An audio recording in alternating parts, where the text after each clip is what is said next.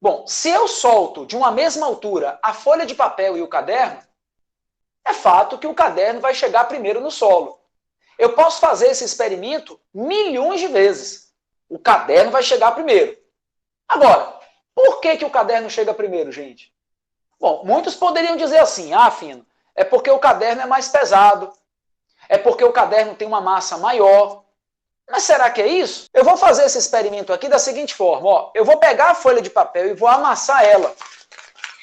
Repara bem, quando eu amasso a folha de papel, eu não estou alterando o peso dela. Eu não estou alterando a massa dela.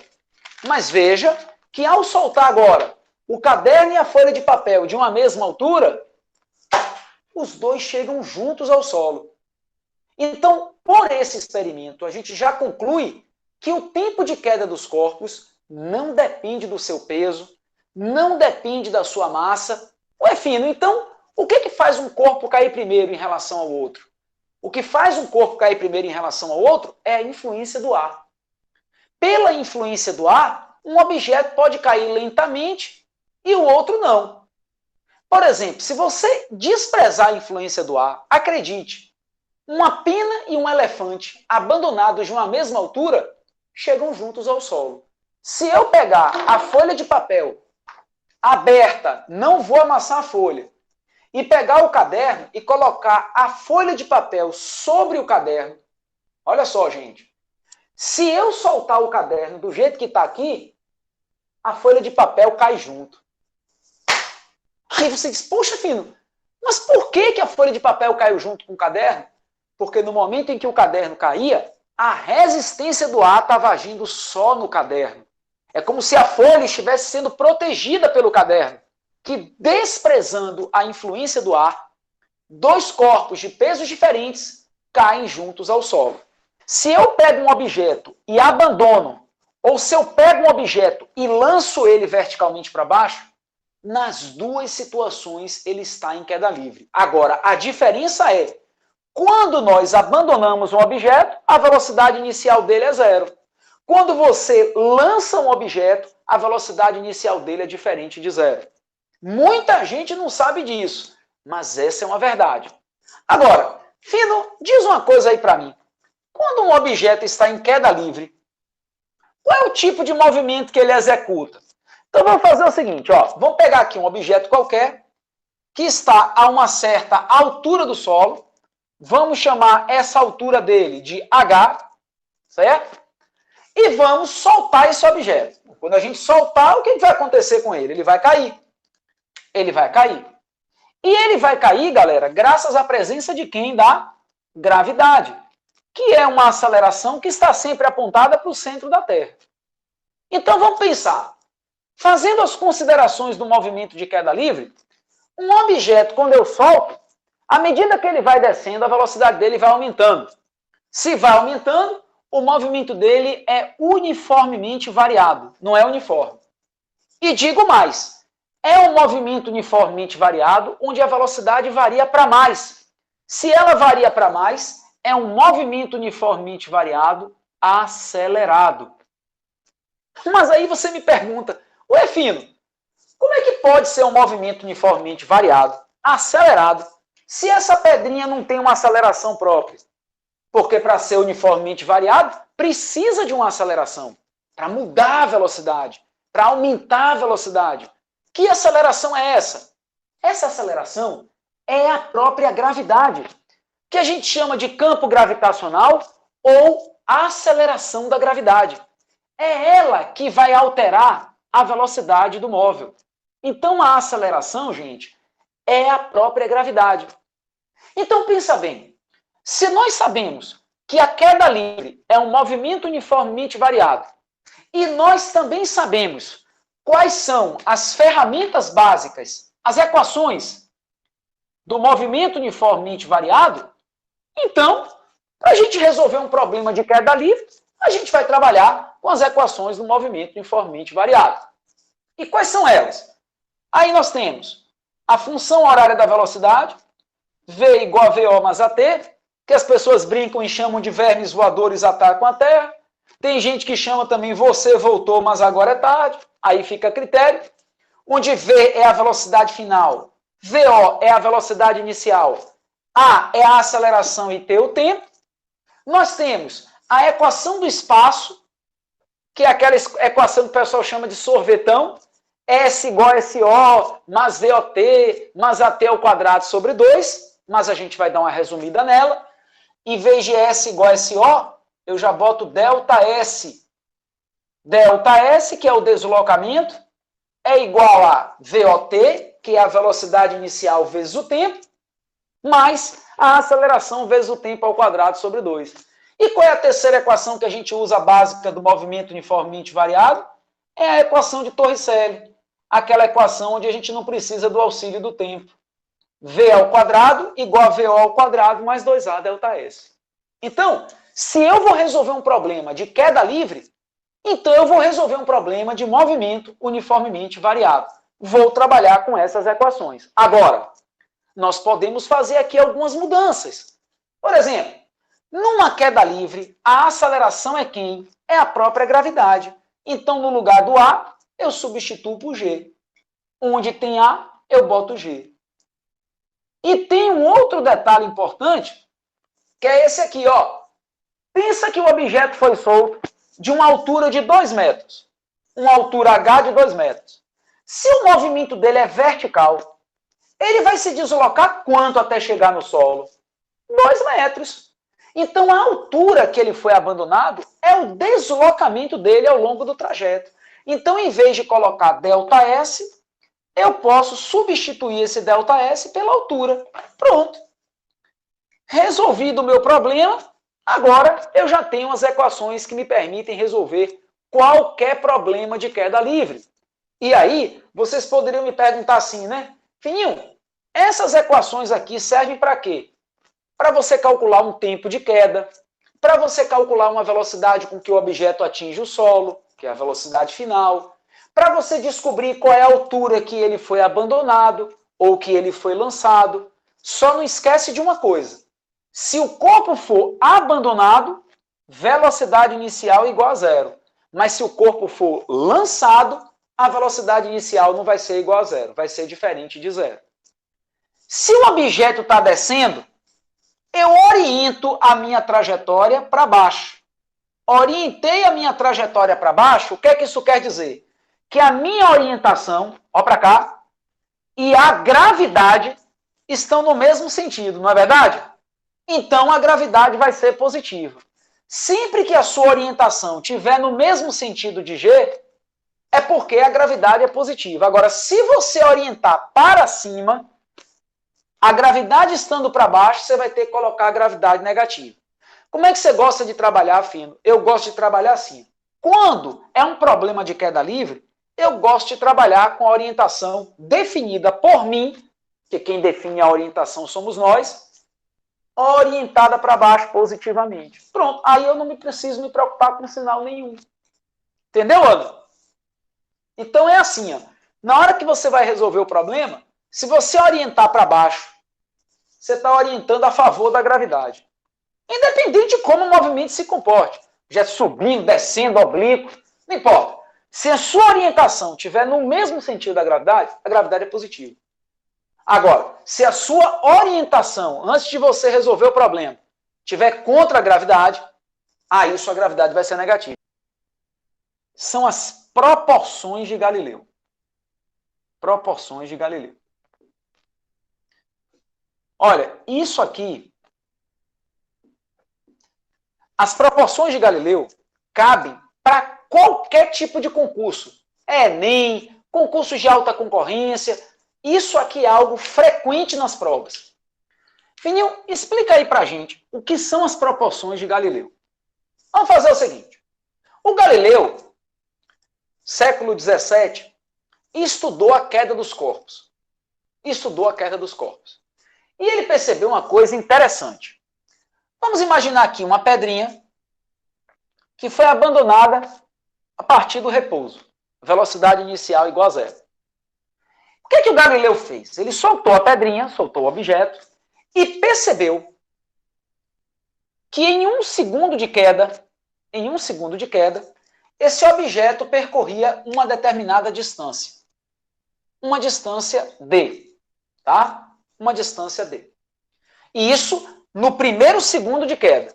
Então vamos colocar aqui esse primeiro segundo para ficar bem esquematizado para vocês. Então aqui no instante inicial, vamos imaginar que ele tenha iniciado o cronômetro.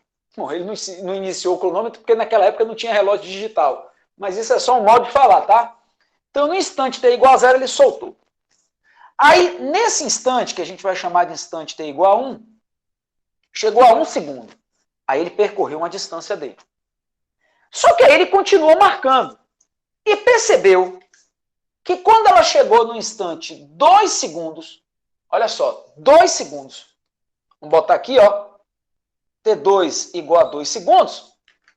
Essa distância não era D, não. Ele não achou essa distância D, ele achou essa distância 3D.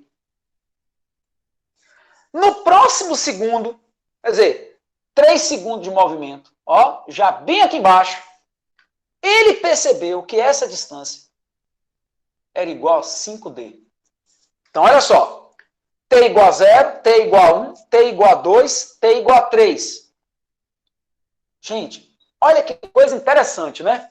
Se nós observarmos a trajetória seguida por essa pedrinha, a gente vai perceber que são os mesmos intervalos de tempo. De 0 a 1, um intervalo de tempo de 1 segundo.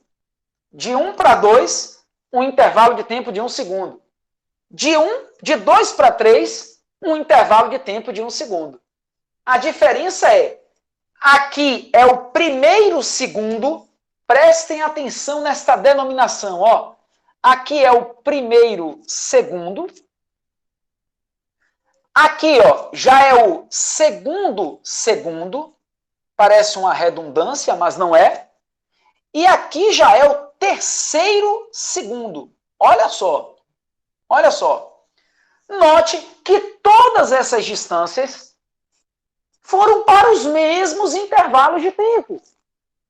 Ou seja, o Galileu percebeu que esse movimento de queda não é uniforme. Porque no movimento uniforme, a gente aprendeu lá atrás que o móvel tem que percorrer distâncias iguais em intervalos de tempos iguais. Foi aí que o Galileu pensou, tem alguma coisa acontecendo. Sugeriu a presença de algo externo que mais na frente nós viemos a conhecer como gravidade, como aceleração. Então, olha que coisa interessante. Nos mesmos intervalos de tempo, as distâncias percorridas não são iguais. Agora você deve estar se perguntando, né? Fino, por que se aqui é D, aqui é 3D, aqui é 5D? Agora vamos entender isso. Entender isso. Olha aquela equação que a gente aprendeu do movimento uniformemente variado. Ó, delta S é igual a VO vezes T mais AT ao quadrado sobre 2. Tá? Onde a gente está abandonando uma pedra do repouso, então a velocidade inicial é igual a 0, e estamos chamando essa distância ΔS de D. Ó, de D. Tá? Então, como é que ficaria essa expressão, resumidamente, para uma situação como essa? A aceleração é a gravidade e T é o tempo. Por favor, pare o que você está fazendo. Pare. O que é essa expressão resumida, aplicada a este contexto, quer nos dizer? Ela quer nos dizer o seguinte, meus amigos e amigas, que a distância percorrida não é diretamente proporcional ao tempo. Não é, não. É diretamente proporcional ao quadrado do tempo. É diretamente proporcional ao quadrado do tempo. O que é que eu quero dizer com isso? Ó, que se eu tenho um tempo t e uma distância d, se eu dobrar o tempo, eu não vou dobrar a distância. Se eu dobro o tempo, 2 ao quadrado, 4. Eu vou aumentar a distância 4 vezes. Se eu triplicar o tempo, 3 ao quadrado, 9. Eu vou aumentar a distância 9 vezes. Ou seja, a distância não é diretamente proporcional ao tempo, é diretamente proporcional ao quadrado do tempo. E isso faz toda a diferença. Quer ver? Olha só. É com você agora. Em 1 segundo de queda, vai. Em 1 segundo. Ele percorreu D. Em 2 segundos de queda. Eu estou falando de tudo isso, ó. Eu estou falando de tudo isso. Em 2 segundos de queda. Se eu dobro o tempo, 2 ao quadrado, 4. Eu quadriplico a distância. Quadripliquei. Se eu triplico o tempo, eu quero toda essa distância agora. Toda ela, toda. Tripliquei o tempo. Se eu triplicar o tempo, 3 ao quadrado, 9. Então, toda essa distância é 9D. Beleza, filho. Para um tempo de 1 segundo, a distância é D. Para um tempo de 2 segundos, dobrei o tempo, 2 ao quadrado, 4. 4D. Para um tempo de 3 segundos, 3 ao quadrado, 9. 9D em 3 segundos. Mas eu quero saber por que aqui é D, aqui é 3D, por quê? Venha comigo que você vai visualizar. Ó, isso aqui não é D? Isso aqui é D. Chamamos de D. Se tudo isso é 4D, esse pedaço tem que ser quanto? 3D. Porque D mais 3D, 4D. Olha que barbada, gente. Agora, você pega e diz assim, por que esse pedaço é 5D? Por que ele é 5D? Ele é 5D porque se você pegar o 9D, que é tudo, e subtrair pelo 4D, você vai achar 5D. Agora, eu vou te ensinar uma maneira mais simples de você visualizar isso. Claro, eu não sou besta. Eu sei que você está aqui no Física do Zero, querendo aprender da maneira mais simples possível. Então vem comigo, vai. Quem vai me dizer é você. Perceba que quando um objeto cai, se no primeiro segundo ele percorrer uma distância D, no segundo segundo, que é só esse pedacinho, não é tudo não. Segundo segundo é entre o instante t igual a 1 e t igual a 2. É o segundo segundo. Ele percorreu 3D. No terceiro segundo, que é entre t igual a 2 e t igual a 3, ele percorreu 5D. Então vem comigo, vai. Primeiro segundo ele percorreu D. No segundo segundo ele percorreu 3D. No terceiro segundo ele percorreu 5D. Vai na sequência, vai. No quarto segundo ele vai percorrer quanto? 7D. No quinto segundo ele vai percorrer quanto? 9D. E assim por diante, ó. D, 3D, 5D, 7D, 9D, 11D, 13D e assim sucessivamente. Mas o que é importante para você é saber que, para os mesmos intervalos de tempo, as distâncias percorridas são diferentes. E por que isso? Porque o movimento ele é uniformemente variado. Tá aí. Essas são as proporções de Galileu. Olha como foi. A questão fazia o seguinte, ó. Ela dizia que um objeto, em 1 segundo de queda, no primeiro segundo de queda, olha que questão ridícula. Ridícula a questão. No primeiro segundo de queda, percorria uma distância de 10 metros. Aí a questão queria o seguinte, qual é a distância percorrida no segundo segundo de queda? Sabe o que é que muita gente fez? Porque uma coisa é no segundo segundo de queda, outra coisa é quando o tempo é de 2 segundos. São diferentes. Porque quando eu digo, qual é a distância que ele percorre em 2 segundos? Eu estou falando do tempo total, 2 segundos. Mas quando ele fala segundo segundo, ele está falando só desse trecho aqui. Ó. Aí eu vou pensar, se no primeiro segundo ele percorreu 10, no segundo segundo ele vai percorrer quanto? Diz aí. É só fazer. Primeiro segundo ele percorreu 10. No segundo segundo ele vai percorrer quanto? 30. 3 vezes 10. Tá vendo? Agora você quer ver uma coisa? Se o cidadão resolveu fazer assim, ele quer o tempo em 2 segundos, aí pega a equação, olha só. Velocidade inicial igual a 0, gravidade 10 metros por segundo ao quadrado, calcule a distância que ele percorre no segundo segundo. Aí sabe o que o cara faz? O cara faz assim, ó. Ele pega isso aqui, ó, joga nessa fórmula. Olha só o erro, ó, olha só o erro. Aí ele pega a velocidade inicial é 0, mais a gravidade é 10, e a questão pediu qual é a distância que ele percorre no segundo segundo. Aí ele pega segundo e acha que é 2. Faz essa conta aqui, quanto é que vai dar? 2 ao quadrado, 4. 4 vezes 10, 40. 40 dividido por 2, quanto é que dá? 20. Eu lhe pergunto, a distância que ele percorre no segundo segundo é 20 ou é 30? É 30. Essa distância que ele achou não foi a distância percorrida no segundo segundo.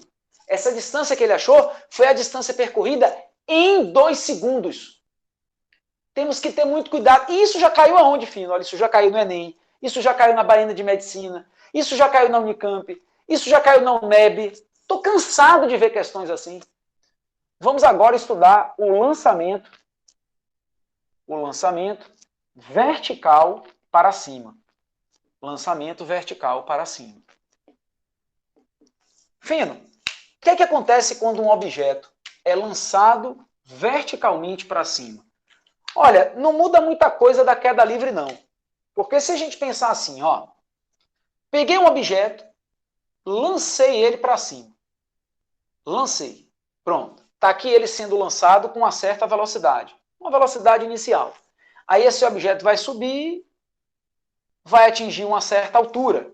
E essa altura, a gente vai chamar ela de H. Tá? Só que agora eu vou orientar a minha trajetória para cima. Tá? Positivamente. Então veja, se eu estou orientando minha trajetória para cima e todos nós sabemos que a gravidade é uma aceleração orientada para baixo, então olha só, como a gravidade está orientada para baixo e a orientação que eu estabeleci está para cima, a gravidade vai ser negativa. Fininho, mas faz aí as considerações para a gente, vai. Quando um objeto é lançado verticalmente para cima, a velocidade dele vai diminuindo, diminuindo, diminuindo. Então é um movimento uniformemente variado. É, porque a velocidade está mudando. Mas agora ela está mudando para mais ou mudando para menos? Mudando para menos. Então é um movimento acelerado ou retardado? É um movimento retardado. E quem é, Fino, que está retardando esse movimento? É a gravidade.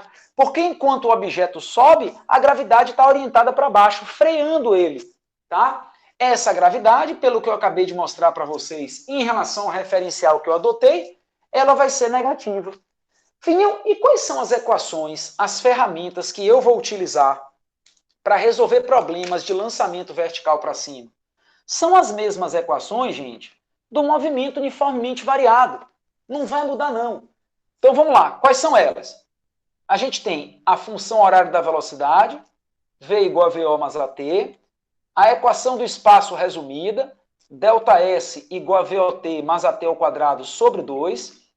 Temos a equação de Torricelli, V quadrado igual a VO ao quadrado mais 2A ΔS. Agora, fazendo a transposição, a gente pode dizer o seguinte, ó, que a aceleração é a gravidade, que para esse referencial que eu adotei, agora em vez de ser mais G, vai ser menos G, tá?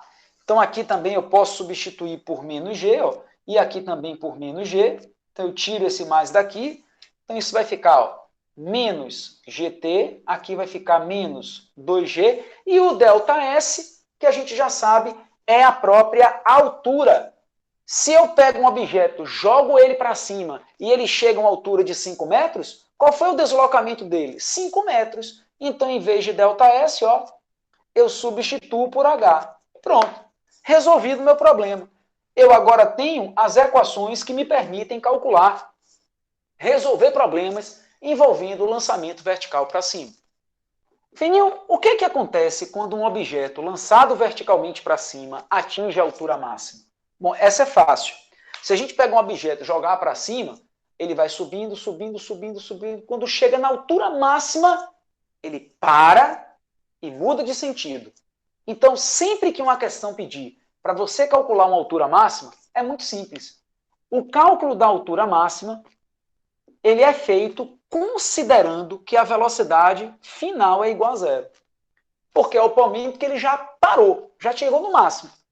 Então, isso é algo que a gente não pode esquecer, tá? Vou calcular a altura máxima, Fino, por qualquer uma daquelas 3 equações que a gente aprendeu, aquelas que eu mostrei agora há pouco. Você pode calcular a altura ali, tem 2 que você calcula a altura, você pode calcular, mas tem que levar em consideração que a velocidade final vai ser zero. Toda vez que a velocidade final for zero, é porque ele chegou na altura máxima, é o limite dele. Agora, tem uma coisa que eu quero falar para vocês aqui, que caiu na prova do Enem há muitos anos atrás. E isso pegou muita gente. Presta atenção. Eu vou pegar aqui. Presta atenção. Tá vendo aqui essa bolinha na minha mão? Eu vou pegar essa bolinha, jogar ela verticalmente para cima. Joguei. Aí a bolinha vai subir, subir, subir, atingir uma altura máxima. Aí eu resolvo repetir esse experimento. Só que em vez de jogar com a mesma velocidade que eu joguei, eu vou dobrar a velocidade de lançamento. A pergunta é, se eu dobrar a velocidade de lançamento, eu dobro a altura máxima que ela atingiu? Ué, filho, para com brincadeira, vai. Se você dobrou a velocidade de lançamento, você não vai dobrar a altura? Não é uma lógica? Vamos ver. Eu vou pegar a equação de Torricelli, que a gente aprendeu agora há pouco.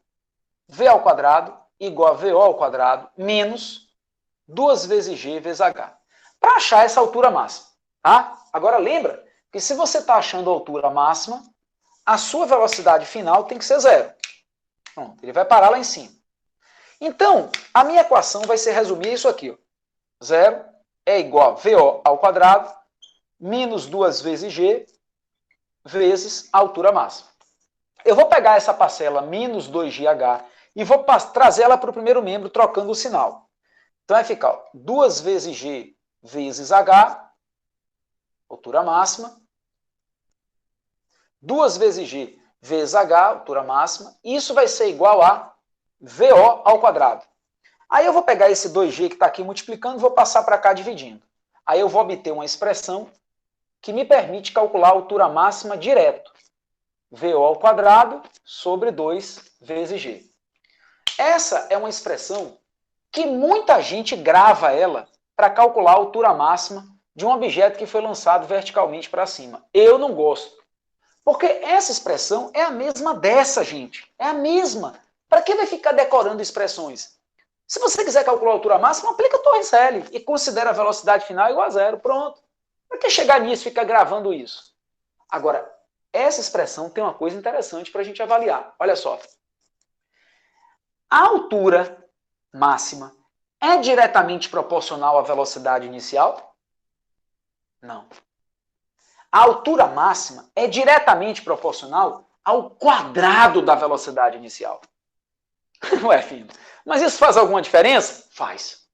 Porque, presta atenção, se você pegar um objeto e jogar ele verticalmente para cima com uma velocidade inicial, ele vai atingir uma altura máxima. Mas pensa aí, você dobrou a velocidade de lançamento. Se você resolver agora dobrar a velocidade de lançamento, você não vai dobrar a altura máxima, não. Porque a altura máxima não é diretamente proporcional à velocidade inicial. Ela é diretamente proporcional ao quadrado da velocidade inicial. Então, se você dobra a velocidade, faz aí para mim, vai. Dobrou a velocidade. 2 ao quadrado é quanto? 4. Você quadriplica a altura. Fininho, então se eu triplicar a velocidade de lançamento, tripliquei a velocidade de lançamento, o que vai acontecer com a altura? Vai triplicar? Não. 3 ao quadrado, 9. Ela vai aumentar 9 vezes. Então, gente, a altura máxima não é diretamente proporcional à velocidade inicial. É diretamente proporcional ao quadrado da velocidade inicial. E isso faz toda uma diferença. Por exemplo, se você quiser construir um gráfico, altura e velocidade inicial, como é que é esse gráfico? Ó, altura e velocidade inicial. Olha que coisa bonita, ó. Olha que coisa bonita. Altura e velocidade inicial. Isso você não vê em lugar nenhum, o que eu vou fazer aqui agora. Ó, altura e velocidade inicial é uma função y, x ao quadrado. Ó, x ao quadrado. X ao quadrado é uma função do primeiro ou do segundo grau? Do segundo grau. Se é do segundo grau, não pode ser uma reta. Tem que ser uma curva, um pedaço de uma parábola. Mostrando que à medida que eu aumento a velocidade de lançamento, eu aumento a altura máxima, mas não aumento na mesma proporção. Porque não é uma reta. Não é uma reta. Se não tivesse esse quadrado aqui, estaríamos certos. Dobrando a velocidade inicial, eu dobro a altura. Triplicando a velocidade inicial, eu triplico a altura. Mas tem um quadrado. Então esse é um gráfico aqui importante. Um objeto foi lançado verticalmente para cima.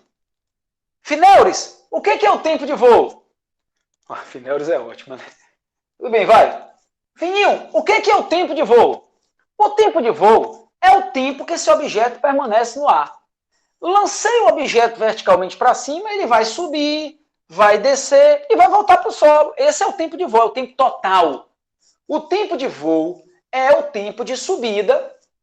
O tempo de voo é o tempo de subida mais o tempo de descida. Pronto. Tá? Tempo de subida mais o tempo de descida. Agora, Fininho, eu posso dizer que o tempo que ele leva para subir é o mesmo tempo que ele leva para descer? Posso. Se eu desprezar a influência do ar, eu posso dizer que o tempo que ele leva para subir é o mesmo tempo que ele leva para descer. E aí você me pergunta, né? Por que, Fino? Por quê? Eu vou responder. É muito simples.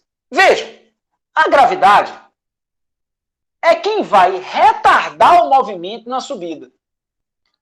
E quando ele chegar lá em cima, que voltar, ela é a mesma gravidade que vai acelerar o movimento na descida. A gravidade não vai mudar. E outra, a distância que ele percorre para subir, olha só, é a mesma distância que ele percorre para descer. Ué, gente, se a distância que ele percorre para subir é a mesma que ele percorre para descer, se a gravidade aqui desacelera o movimento na subida, é a mesma gravidade que acelera na descida, então o tempo de subida, olha só, é igual ao tempo de descida. Agora, isto se o ponto de partida for o mesmo ponto de chegada. Porque ele não pode partir de um nível e cair em outro nível. Aí o tempo de subida não vai ser igual ao tempo de descida. Não vem com essa conversa pra cima de mim não, tá? Então, é igual se, somente se, o ponto de partida for igual ao ponto de chegada. Acompanhe o raciocínio aí. A gravidade que retarda o movimento na subida é a gravidade que acelera na descida. O tempo que ele leva para subir é o mesmo tempo que ele leva para descer. A distância que ele percorre na subida é a mesma distância que ele percorre na descida. Então eu posso dizer que a velocidade com que ele é lançado em módulo é a velocidade com que ele chega. Para com isso, Fino. Deixa de maluquice. Que conversa é essa? Quer dizer que se uma pessoa chegar, der um tiro para cima, o projétil vai sair com uma velocidade, aí vai lá para cima, volta. Quando voltar, vai voltar com a mesma velocidade em módulo? Vai. Se a gente desprezar a influência do ar, vai. Ah, Fino, então quer dizer que tem o ar, se uma pessoa quiser, pode dar um tiro para cima e ficar de boa. Olha, o ideal não é nem que você pegue em arma, nem pegar dar tiro para lugar nenhum. Tá? Mas, se uma pessoa faz isso, meu amigo, ela tem que tomar cuidado, viu? Ela tem que tomar... Eu mesmo não faria isso. Eu não faria. Dar um tiro pra cima. Eu? Ah, Fino, mas tem a influência do ar. Na hora que descer, vai ficar levinha. Olha, meu amigo, eu não caio nessa onda, não. Agora, é fato que o módulo da velocidade, olha só, gente, de saída é igual ao módulo da velocidade de chegada. Vocês poderiam me perguntar assim, né? Fininho, por que você está dando tanta ênfase ao módulo? Por que eu não posso dizer que a velocidade de saída é igual à velocidade de chegada? Rapaz, você viu isso comigo na aula passada em cinemática vetorial. Porque quando ele sobe, o vetor está apontado para onde? Para cima. Quando ele chega, o vetor velocidade está apontado para onde? Para baixo. Então eu não posso dizer que a velocidade de saída é igual à velocidade de chegada. Porque para eu dizer que dois vetores são iguais, eles têm que ser iguais em módulo, direção e sentido. Mas eu posso dizer que o valor da velocidade de saída é igual ao valor da velocidade de chegada.